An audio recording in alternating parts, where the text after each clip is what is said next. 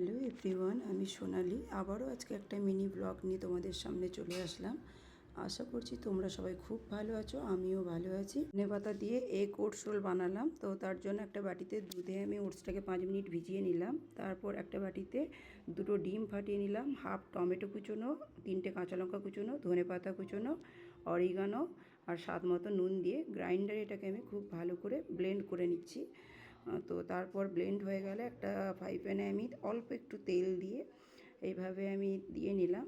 তারপর এটাকে দেওয়া হয়ে গেলে জাস্ট 1 মিনিটের জন্য এটাকে আমি ঢাকা দিয়ে এপিট ওপিট উল্টে নিয়ে ওপর থেকে একটু তেল দিয়ে নিয়ে এটাকে একটু জাস্ট এইভাবে চেপে চেপে দিলে ভেতরটা কাঁচা থেকে যাবে না। তারপরে এইভাবে আমি রোলটা আমার বানানো হয়ে গেল।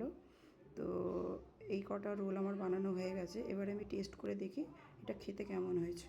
খুব সফট হয়েছে। তো একবার খেয়ে দেখো বা বাচ্চাদের টিফিনে দিয়ে দেখো, সত্যি খেতে খুব ভালো হয়েছে, দারুণ টেস্টি হয়েছে।